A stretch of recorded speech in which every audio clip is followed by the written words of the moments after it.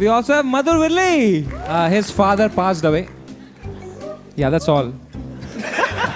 दोस्तों, अगर कोई आपके फादर के डेथ पर ऐसे जोक्स क्रैक करे तो आपको कैसा लगेगा? अभी और देखो। 3 दिन पहले मेरे इस दोस्त की माँ मर गई है। घर में उदास बैठा था तो मैंने सोचा इसको बर्गर किंग ले जाते हैं, कुछ खाएगा पिएगा, बाहर घूमेगा तो अच्छा लगेगा। लेकिन वहाँ भी ये उदास बैठा था। तो फिर मैंने इससे बोला ठीक है छोड़ना, आज से मेरी माँ आधी तेरी भी माँ हुई। मतलब किसी की माँ की डेथ हुई है और कॉमेडी के नाम पर ऐसे मजाक हो रहे हैं। हैरान करने वाली बात यह कि ऐसे वीडियोस पर करोड़ों व्यूज है और आजकल इसको डार्क कॉमेडी का नाम देकर खूब नॉर्मलाइज किया जा रहा है। Watch your parents have sex every day for the rest of your life. हमारी सोसाइटी में जहर बहुत तेजी से घुल रहा है और चौंकाने वाली बात यह है कि जहर किस घूंट को हम सब अपनी मर्जी से भर रहे हैं। तो इसलिए आज के इस वीडियो में हम सोसाइटी के एक ऐसे पैटर्न को समझने की कोशिश करेंगे जिसके रिजल्ट्स हमारे लिए बहुत डरावने हैं, फिर भी हम इसको नजरअंदाज करते जा रहे हैं। स्वागत है आप सभी का। अनुराग पांडे नाम है हमारा और आइए सबसे पहले जानते हैं कि डार्क कॉमेडी आखिर होती क्या है। दोस्तों, डार्क ह्यूमर कोई समस्या नहीं है, बल्कि आगे वीडियो में आप देखेंगे कि कैसे समाज में बदलाव लाने का एक जबरदस्त टूल भी हो सकता है। लेकिन दिक्कत तब शुरू होती है जब दर्दनाक या डरावनी सच्चाइयों को मजाक बना दिया जाता है, जैसे मौत, रेप, गरीबी, डिसेबिलिटीज या कोई बड़ी ट्रेजेडी। सोचिए आपका कोई दोस्त जो वाकई में डिसेबल्ड है वो चलते चलते गिर जाए और आप उसकी मदद करने की बजाय हंसने लगे और उसे कहें कि अरे वाह, लगता है ग्रेविटी अपना काम कर रही है। अब जहां कुछ लोगों को ये मजेदार लग सकता है, वहीं कई लोगों के लिए ये इनसेंसिटिव और ट्रिगरिंग भी हो सकता है।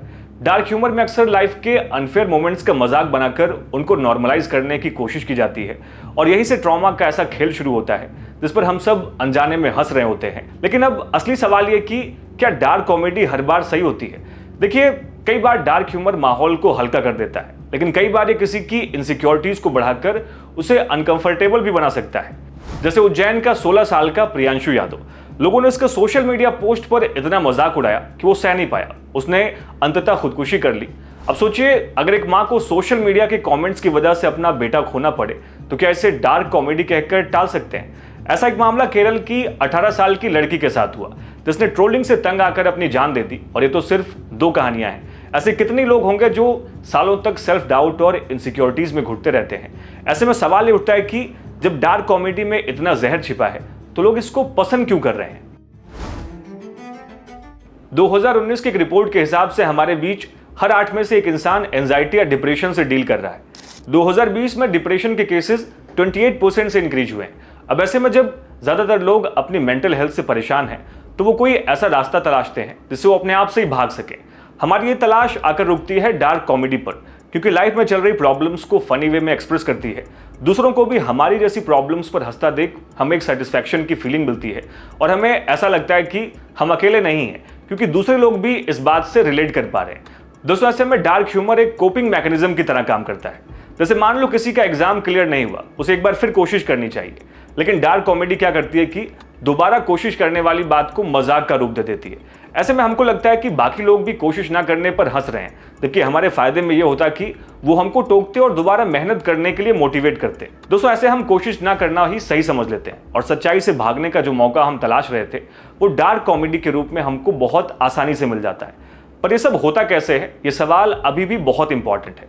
दोस्तों, हमारे दिमाग में घट रहे पैटर्न का ये नतीजा है। अगर आप सच में इसको बदलना चाहते हैं तो आगे की वीडियो और ध्यान से देखिए। हमारे ब्रेन के इस हिस्से को कहते हैं एमिगडाला, यानी कि इमोशनल ब्रेन। ये फियर और एंजाइटी जैसे इमोशंस को प्रोसेस करता है। स्टडीज में पाया गया है कि जब भी हम किसी लव्ड वन को खोने का डर, एग्जाम में फेल होने का डर, जॉब में बॉस से तारीफ ना मिलने का डर या किसी भी तरह के डर का मजाक बनाते हैं तो ये चीज हमारे ब्रेन के रिवॉर्ड सिस्टम को एक्टिवेट कर देता है, जिससे एक डोपामाइन क्लिक मिलती है और कुछ देर के लिए अच्छा महसूस होने लगता है। बस इसी कारण हम अपने डर पे काम करने की जगह उसका मजाक बनाना सही समझते हैं। लेकिन जो लोग ऐसे वीडियोस बनाकर अपलोड करते हैं, पता है उनका दिमाग कैसे काम करता है? शायद ये रियलिटी सुनने के बाद आपके सभी कॉमेडी स्टार्स आपकी नजरों में गिर जाएंगे। दोस्तों, यूनिवर्सिटी ऑफ प्लीमेट में एक रिसर्च में सामने आया कि डार्क कॉमेडी करने वाले लोगों में डार्क टेट्राड के ट्रेड्स देखने को मिलते हैं। यानी कि ऐसे लोग नार्सिसिस्टिक, सैडिस्टिक या साइकोपैथिक माइंडसेट के हो सकते हैं, जिनके लिए मोरल वैल्यूज की कोई अहमियत नहीं होती है। सही और गलत का फर्क इनके लिए मायने नहीं रखता, क्योंकि इनका बस एक ही मकसद होता है, खुद को पॉपुलर दिखाना, चाहे इसके लिए किसी भी भावनाओं को ही कुचलना क्यों ना पड़े। और ये सिर्फ कॉमेडी तक ही सीमित नहीं है, राजनीति में भी ये ट्रेंड देखने को मिलता है। आप देखेंगे तो कई पॉलिटिशियंस सीरियस इश्यूज पर मजाक कर देते हैं। जैसे सर्जिकल स्ट्राइक के बाद जब राहुल गांधी ने कहा कि प्रधानमंत्री ने फौजियों का फायदा अपने इस्तेमाल के लिए किया है। अब सोचिए, नेशनल सिक्योरिटी जैसे गंभीर मुद्दे को साइड में रखकर कोई नेता सिर्फ अपने फायदे के लिए इसे कैसे इस्तेमाल कर सकता है।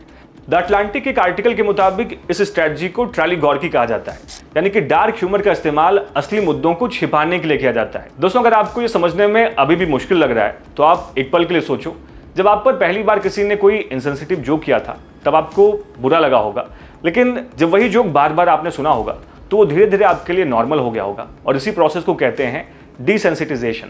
फॉर एग्जाम्पल, अगर हर रोज मीम्स और जोक्स में वायलेंस, मेंटल हेल्थ स्ट्रगल्स या डिस्क्रिमिनेशन को मजाक के तौर पर दिखाया जाए तो धीरे धीरे लोगों को असल जिंदगी में भी ये नॉर्मल लगने लगेगा। लोग सोचेंगे अरे इसमें क्या बड़ी बात है। लेकिन दोस्तों, इसका असर सिर्फ सोसाइटी की सोच पर ही नहीं बल्कि लोगों के फोकस पर भी पड़ता है। इससे असल मुद्दों से ध्यान हट जाता है और विक्टिम्स की फीलिंग को लोग टोटली इग्नोर करने लगते हैं। आप देखेंगे तो ये चीज स्टीरियोटाइप्स को भी बढ़ावा देती है। स्टीरियोटाइप्स यानी कि वो बिलीफ जो बिना सोचे समझे सच मान लिए जाते हैं, जैसे लड़कियां बहुत इमोशनल होती हैं, मर्दों को स्ट्रांग रहना चाहिए, या डिप्रेशन बस एक अटेंशन सीकिंग हैबिट है। अब सोचो, जब डार्क ह्यूमर के जरिए ये स्टीरियोटाइप्स बार बार रिपीट होते हैं तो ये जोक से ज्यादा सच्चाई लगने लगते हैं।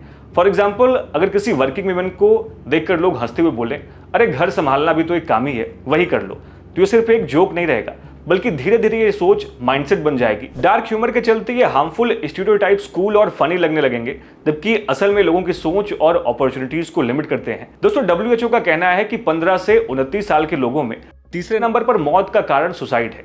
हर साल 7 लाख लोग अपनी जान ले लेते हैं क्योंकि उनको कोई सुनने वाला नहीं होता, उनके पास कोई ऐसा नहीं होता जो उनको कंफर्टेबल महसूस करवा सके।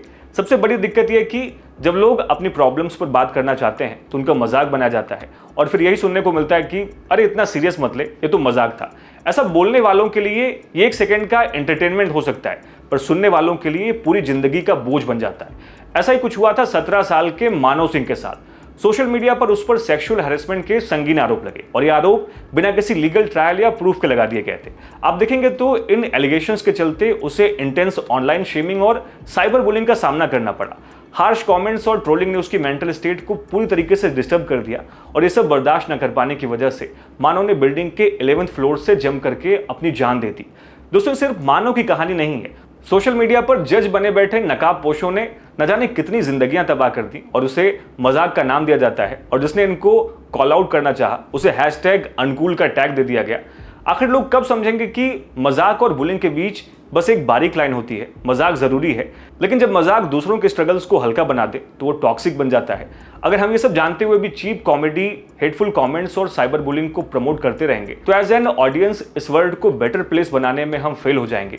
साथ ही हम एक दिन सिर्फ मजाक में जीने लगेंगे और असल इमोशंस का मतलब ही भूल जाएंगे। ग्रीक और रोमन फिलोसफर से लेकर के शेक्सपियर तक, वर्ल्ड वॉर के सोल्जर से लेकर के मॉडर्न सेटरिस्ट तक, डार्क कॉमेडी एक आर्ट फॉर्म हुआ करती थी जो लोगों को एक प्लेटफॉर्म देती थी कि वो टैबू टॉपिक्स पर बात कर सके, जिन पर बात करना आम आदमी के लिए मुसीबत मोल लेने जैसा था। पर हमने डार्क कॉमेडी को ट्रोलिंग का एक्सक्यूज बना दिया है। पहले जो अथॉरिटीज को चैलेंज करने का तरीका था, अब वो लोगों के इमोशंस के साथ खिलवाड़ करने लगा है। अब तो मीम्स, स्टैंड अप और सोशल मीडिया पर मेंटल हेल्थ, ट्रॉमा और जेंडर स्टीरियोटाइप्स, यहाँ तक कि सीरियस क्राइम्स तक सब कुछ एक फनी कंटेंट की कैटेगरी में आ गया है। मजाक और इनसेंसिटिव रिमार्क्स का फर्क अब धुंधला हो चला है। हमें समझना होगा कि किसी के लुक का मजाक बनाना कॉमेडी नहीं है, किसी के पर्सनल बिलीफ या रिलीजन पर मजाक बनाना कॉमेडी नहीं है, किसी के स्ट्रगल्स और मेंटल हेल्थ पर हंसना कूल नहीं है। दोस्तों, अब इतना जान लिया है तो डार्क ह्यूमर का असली मकसद क्या है वो भी जान लेते हैं। डार्क ह्यूमर का असली पर्पज इंसाफ की लड़ाई लड़ना और जुल्म के खिलाफ आवाज उठाना है। ये सिर्फ हंसाने के लिए नहीं, सोचने पर मजबूर करने का तरीका है। जो बातें सीधे कहनी मुश्किल हो उनको कहने का जरिया है डार्क ह्यूमर, चाहे वो पॉलिटिकल करप्शन हो, सोशल हिपोक्रेसी हो, सिस्टम की नाकामी हो। चार्ली चैपलिन से लेकर के जॉर्ज कार्लिन तक सभी ने डार्क ह्यूमर का यूज सच बोलने के लिए किया है, ना कि किसी की बेइज्जती या दुख का मजाक बनाने के लिए। डार्क कॉमेडी एक खूबसूरत कला है, इसे अगर सही तरीके से इस्तेमाल किया जाए तो ये हमारी सोसाइटी के लिए बहुत बेनिफिशियल होगा। आप इस पर क्या सोचते हैं हमें इस वीडियो के कमेंट सेक्शन में जरूर लिखें। वीडियो से अगर आपको वैल्यू मिली हो तो हमें फॉलो एंड सब्सक्राइब करना ना भूलिएगा। जय हिंद।